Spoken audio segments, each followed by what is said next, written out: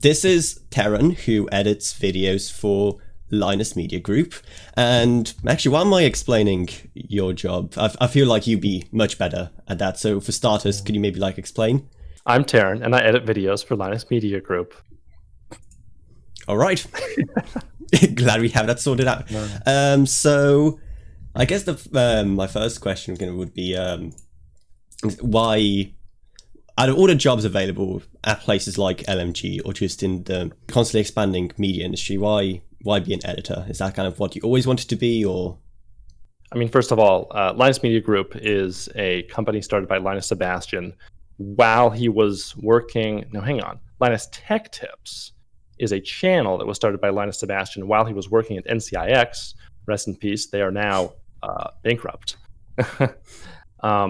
Which expanded to Linus Media Group, which has all sorts of different YouTube channels. We've got Tech Quickie, we've got Channel Super Fun.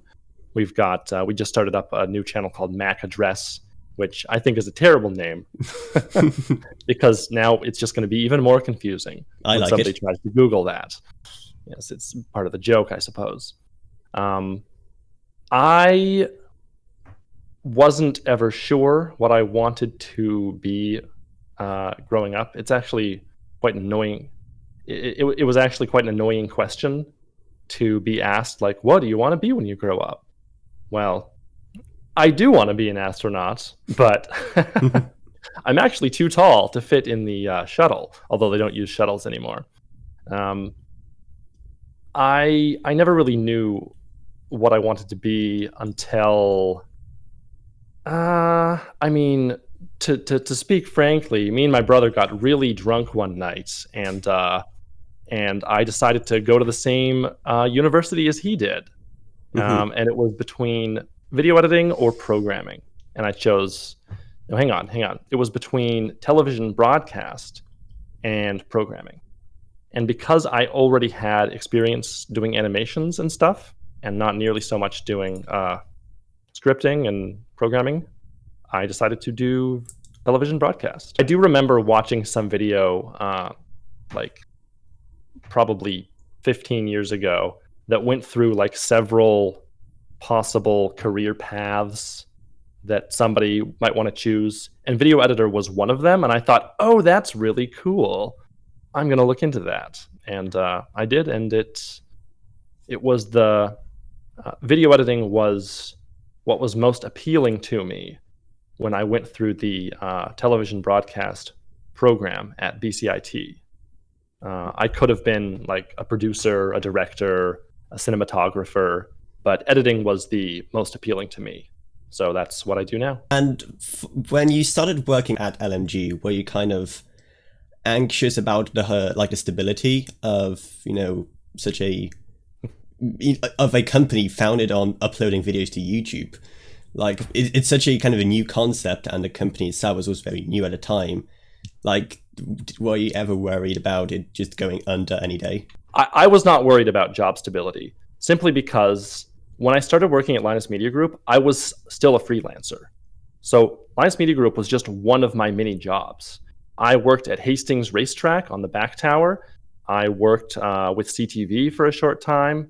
And I think there was one other thing that I was doing. I have this calendar where I've got all the days and weeks are outlined in different colors of Sharpie so that I could try to juggle which jobs I was doing on which days, So as a freelancer, you're just constantly looking for work. And if one job falls through, it's really not that big of a deal because you have several others. But as time went on, the work from Linus Media Group was very steady, and eventually they just wanted me on full time, and that was even more work. And I'm like, okay, I guess I don't need these other jobs anymore.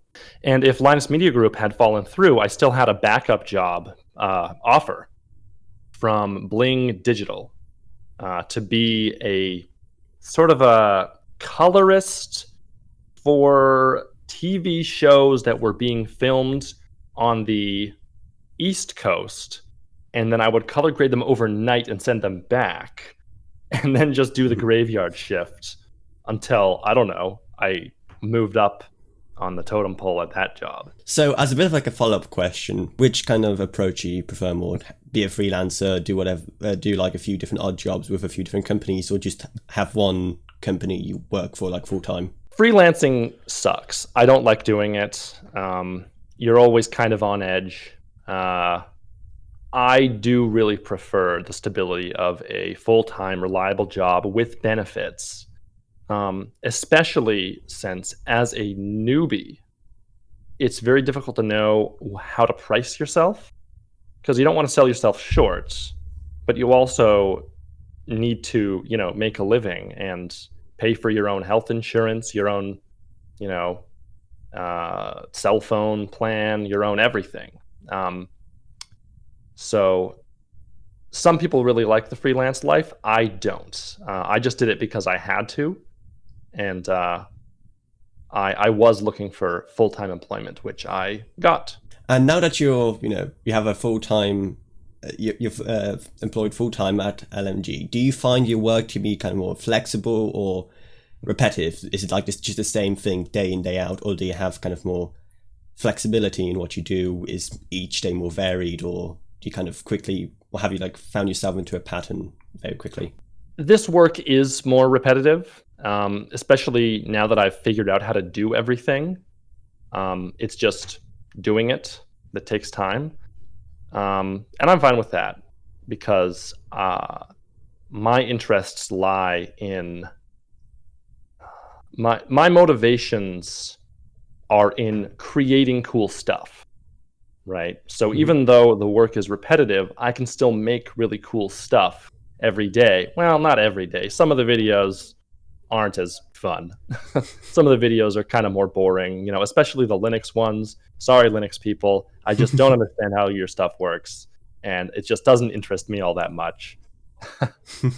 It's like the work is kind of repetitive. It's more repetitive than anything else, but it's fine because I get to make cool stuff and just do that every day. And is there like so you said you for example, dislike making videos about like Linux, but is there any particular type of content or style of content that you found you're most comfortable with, or you like producing the most? One of my passions is teaching.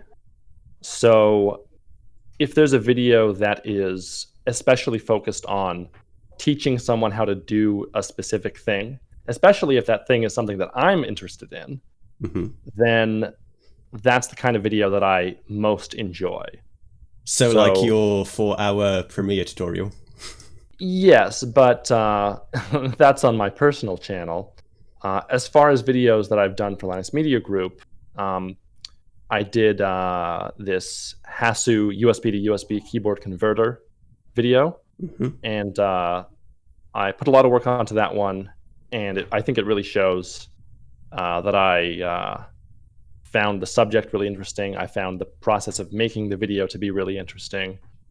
That's the kind of content that I'm best at making, is educational content for stuff that I also find interesting.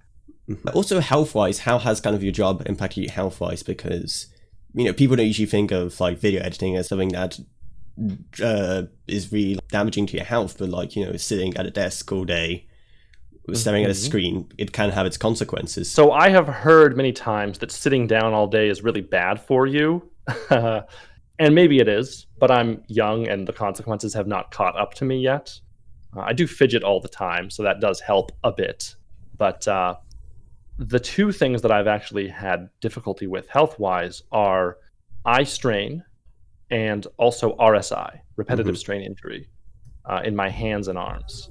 That was a huge problem for me when I was first starting out. Like in the first year, I actually had to take 3 months off from work just to recover. And I tried all sorts of different stuff to fix my arms and my hands, because it was just like, it was so painful at times just to use my hands that I was having trouble with doorknobs.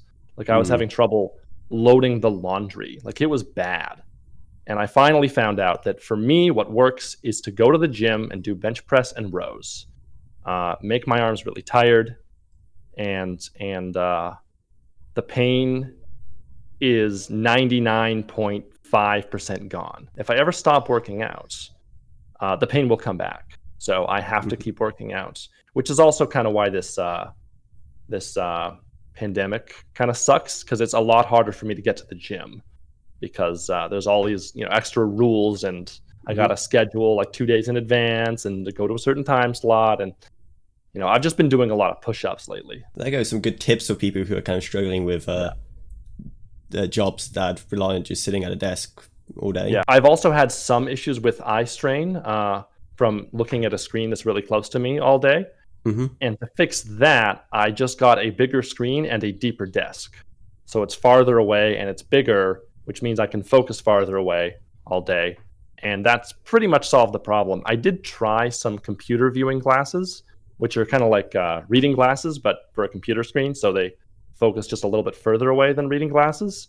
But for whatever reason, those just made my eyes hurt more. So I don't do those. I have found that if I go home and I continue doing stuff on a computer, if I do that for like an extra 3 hours in the day, like past the point of like a cumulative like 11 hours, then my eyes will start to hurt quite a lot and I'll get a headache. So has your eyesight in general deteriorated or not? Hold on. Yes, sir. Because of the job. Can we go back everything up?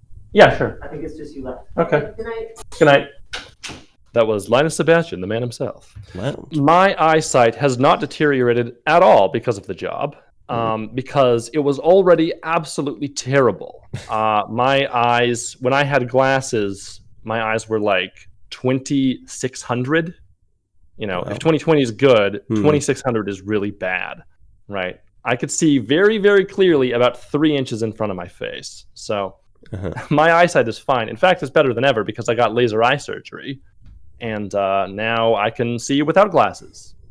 So arguably, my eyesight has improved because of my job, because I used the money to buy laser eye surgery. And so you clearly have a lot of experience working in this ever-changing media industry, especially as it kind of really takes advantages of all the possibilities of the internet. So do you have any advice for people who want to work in media in the future?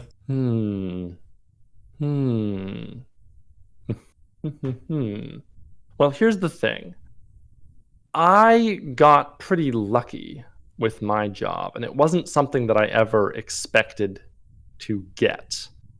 I did not set off with the goal of working for Linus Media Group. And I think people get trapped in a sort of a tunnel vision where they grow up watching a show, or these days a YouTube channel, and they decide, well, I want to work for Rooster Teeth, or I want to work for Linus Tech Tips, and I'm not going to give up until I do. I would say don't get tunnel vision. Keep your options open. You'd be surprised just how much the landscape of media can change in just 5 years. Especially in 10 years. I mean, YouTube barely existed 10 years ago. And it was very, very different than it is today. I don't know what's going to be next after YouTube. It does kind of feel to me like this is the final stop. Like it's free video that anyone can upload and it's on the internet. There's not going to be like a super internet, right? It's just the internet. So I do hear a lot of people saying like, oh, well, we don't know what's going to, how media will evolve. Well, we don't, but I don't see VR or 3D video really being all that important. Just not too many places it can evolve to next. Is that what you're saying? Yeah. I mean, what's next for media is eventually everyone will have a 4K television, I'm going to say, because they just keep getting cheaper. And probably eventually everyone will have an HDR 4K television. And after that, there's really not any reason to go any brighter or bigger. You'll have the occasional person with an 8K TV, but there's it's just excessive at that point. Once you pass the ability of your retina to discern detail, there's literally no reason to go bigger, or rather finer with the pixels, other than bragging rights, right? So, especially with internet speeds are just getting faster and faster. I don't think it's going to evolve anywhere past 4K, maybe sometimes 8K, and HDR. And I think that we'll settle down there.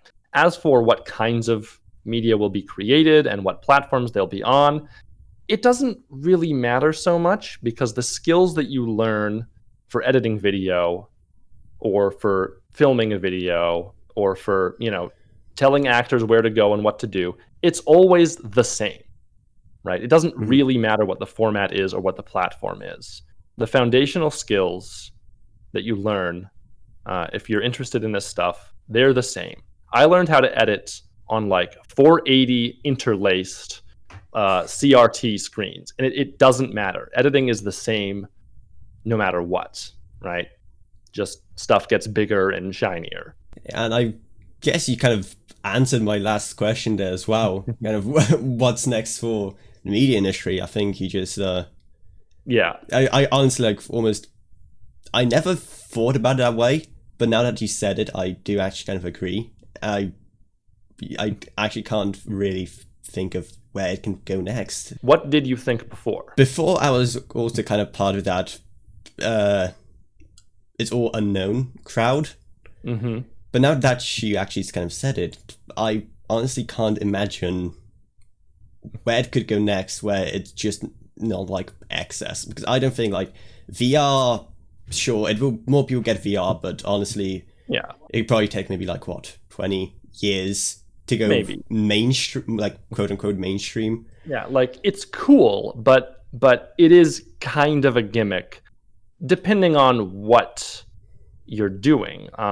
It's amazing, but it's still very niche. I can kind of see VR being used for something like if you want to virtually attend a concert, you can just remote in and just there's a 360-degree camera, and you can look all around from your seat as though you're sitting at an opera house. Like that would actually be pretty cool. I wouldn't be surprised if that already exists. Yeah. I also guess that the pandemic is like the perfect time for this kind of technology to be perfected. And there are like virtual art exhibits that you can go to, which I have forgotten where they are or what they are, but it's a thing. All the fundamentals remain the same, no matter what the platform is or what the resolution of the video is, right? People want to be entertained. That's it. Okay, well, I think that's everything. So thank you so much for doing this interview with me. Mm-hmm.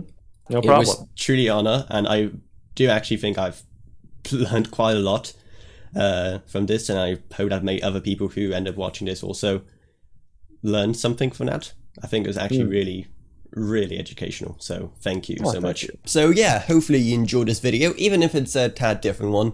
It was absolutely awesome talking to Taran. He's an awesome guy, and I just have even more respect for him after this interview. I hope you guys enjoyed this video as well, even if it's not what you typically kind of expect from this channel. As always, if you'd like to, maybe check out my Patreon. It's going to be down in the video description below. And as always, I'd love to have my patrons: Gavin Burns, Ryan, LKB, Naomi Sushi, Tiffany Jacobs, and Wolfie. Thank you guys so much.